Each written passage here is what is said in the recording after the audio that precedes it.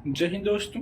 आपका स्वागत है आपके अपने YouTube channel learning point with Abhishek sir पर। दोस्तों, अगर आप चैनल पर नए हैं तो चैनल को सब्सक्राइब कर लीजिए और बेल आइकन प्रेस कीजिए ताकि आप डेली डिक्टेशन पा सकें। डिक्टेशन अच्छी लगे तो वीडियो को लाइक कर दीजिए, अपने दोस्तों को शेयर कर दीजिए और कमेंट करके हमें बताइए कि आपको ये डिक्टेशन कैसा लगा।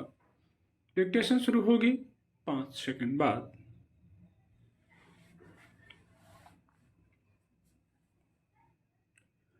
खालिस्तानी अलगाववादी हरदीप सिंह निज्जर की हत्या को लेकर अभी तक कनाडा और भारत के बीच तनाव समाप्त नहीं हुआ है।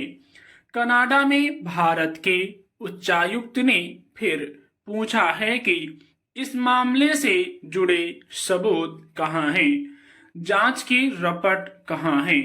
कनाडा की तरफ से यह आरोप लगाए जाने के बाद से ही कि निज्जर की हत्या में भारतीय एजेंसी का हाथ है, भारत सरकार इसके सबूत मांग रही है, मगर कनाडा सरकार बिना किसी सबूत के लगातार कहती रही है कि भारत इस मामले की जांच में सहयोग करे।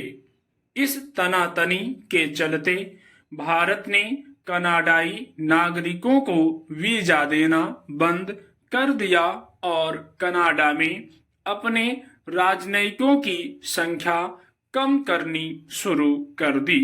कनाडा ने भारत से अपने राजनयिक वापस बुला लिए।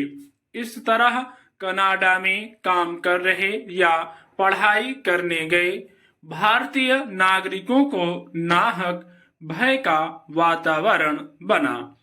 कनाडा में भारतीय उच्चायुक्त ने कहा है कि इस तरह बिना किसी पुख्ता सबूत के आरोप लगा देने की वजह से बेवजह दोनों देशों के बीच के रिश्ते खराब हुए।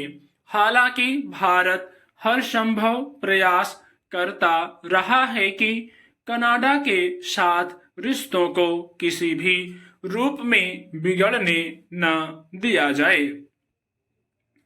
दरअसल कनाडा में सिख समुदाय के लोगों की अच्छी खासी तादाद है और वहां की राजनीति में उनकी दखल है, इसलिए वहां की सरकार उन लोगों के खिलाफ कोई भी कड़ा कदम उठाने से पहले कई बार सोचती है। यही वजह है कि वहां खालिस्तान समर्थक संगठन मजबूत होते गए और वहीं से भारत में अलगाववादी गतिविधियां संचालित करते रहे।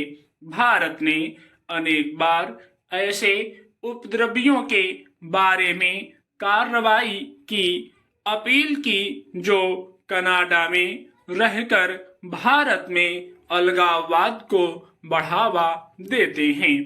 उनमें कई लोगों को दहशतगर्दों की सूची में डाला गया था, मगर कनाडा की तरफ से उन अपीलों पर कोई सकारात्मक प्रतिक्रिया नहीं आई। निज्जर भी उन्हीं सूचीबद्ध दहशतगर्दों में शामिल था। संदिग्ध स्थितियों में उसकी हत्या हो गई थी। यह कनाडा सरकार के लिए जांच का विषय होना चाहिए कि निज्जर के हत्यारों का पता लगाए, मगर उसने जांच में कोई पुख्ता आधार जुटाए बगैर बहुत आसानी से आरोप लगा दिया कि इसमें भारतीय एजेंसी का हाथ है। इस तरह बेशक वहां रह रहे सिख समुदाय के लोग कुछ संतुष्ट हो जाएं, पर भारत के साथ रिश्तों में जो खटास आई है उसे सुधरने में वक्त लगेगा। दो देशों के बीच रिश्ते आपसी विश्वास पर टिके होते हैं।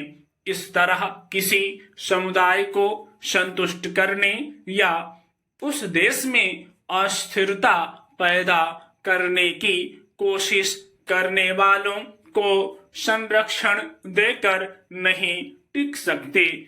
भारत के कनाडा से बहुत पुराने संबंध हैं और वह अच्छी तरह जानता है कि भारत किस तरह खालिस्तानी अलगाववाद की समस्या से निपटने का प्रयास कर रहा है। जिस अलगाववाद की आग वर्षों पहले शांत हो चुकी थी, उसे अगर कनाडा में बैठे कुछ लोग सुलगाने का प्रयास कर रहे हैं तो मित्र देश होने के नाते वहां की सरकार से अपेक्षा की जाती है कि उनके खिलाफ कार्रवाई करे। स्टॉप।